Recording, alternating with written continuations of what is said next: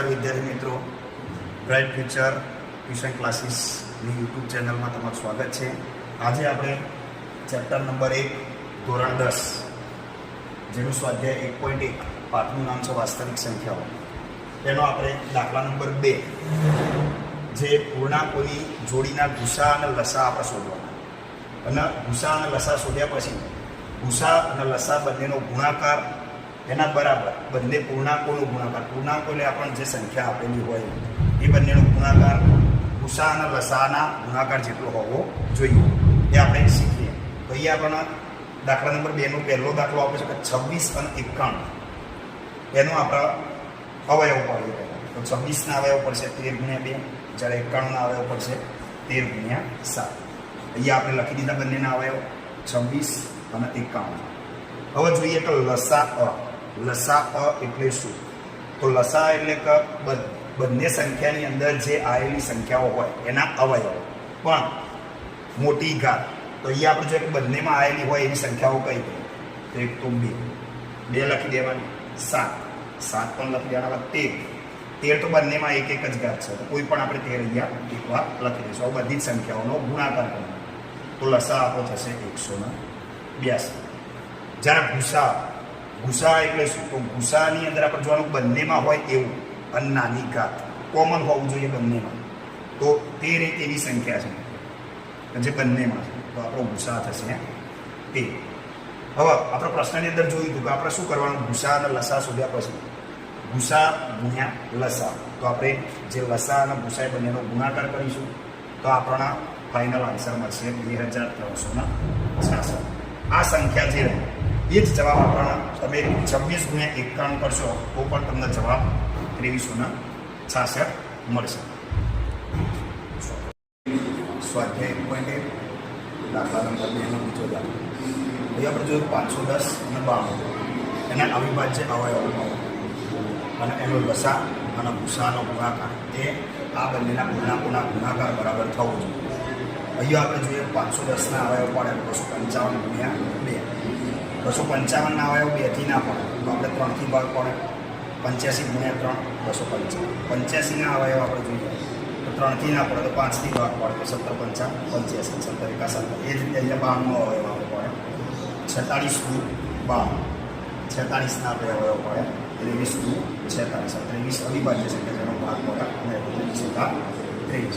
એ સંખ્યાને આપણે ગુણાકાર સ્વરૂપે લખી દઈએ. 510 ના અવયવ 2 × 3 × 5 × 17 અને 92 ના અવયવ 2 × 2 × 23. તો 2 × 2 છે તો આપણે લખી દઈએ 2 × 23. હવે આપણે લસા જોઈએ તો લસાની અંદર બધી જ સંખ્યાઓનો સમાવેશ કરવાનો અને સૌથી મોટી ઘાત હોય એ લેવાની. તો એ આપણે જોઈએ તો 2 બંનેમાં છે પણ મોટી ઘાત 2 ની 2 ઘાત, તો આપણે 2 ની 2 ઘાત લઈએ. પછી 3, 5, 17, 23 બધી જ સંખ્યાઓ આપણે લખીએ અને આ બધાનો ગુણાકાર થશે 23,460. એટલે આપણો લસા થશે 23,460. હવે આપણે ગુસા જોઈએ તો ગુસાની અંદર જોવાનું તો બંનેમાં હોય એવી સંખ્યા અને નાની ઘાત. તો બંનેમાં હોય એવી સંખ્યા કઈ છે? તો 2 જે બંનેમાં, અને નાની ઘાત તો 2 ની 1 ઘાત, તો આપણો ગુસા થશે 2. હવે આપણે દાખલાની અંદર લખેલો હતો લસા ગુણ્યા ગુસા બરાબર બંને પૂર્ણાંકોનો ગુણાકાર. 23,460 આપણો લસા અને 2 એ આપણો ગુસા, બંનેનો ગુણાકાર કરીશું તો આપણને ફાઇનલ જવાબ મળશે 47,920. દાખલા નંબર 2 એનો ત્રીજો દાખલો. એની અંદર આપણને સંખ્યા આપે છે 336 અને 54. 336 અને 54 ના અવયવો પાડવાના.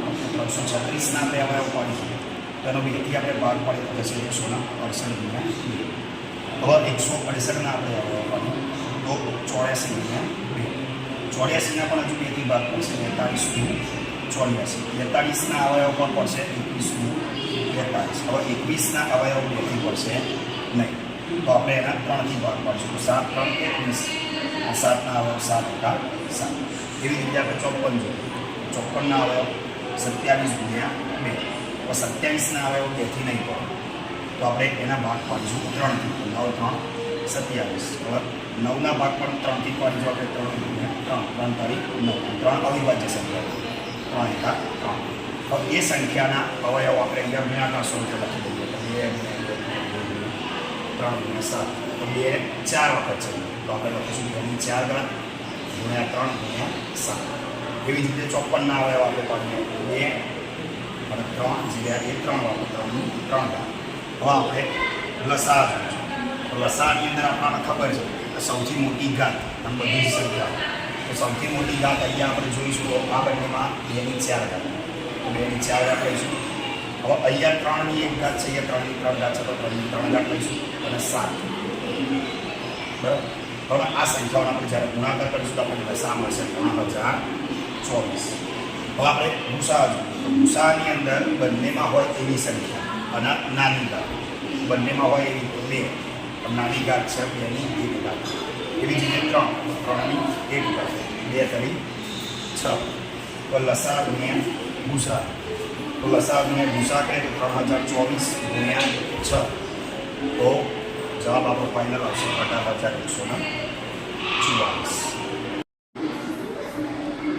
ચેપ્ટર નંબર 1 સ્વાધ્યાય 1.1 જેનો દાખલા નંબર 3.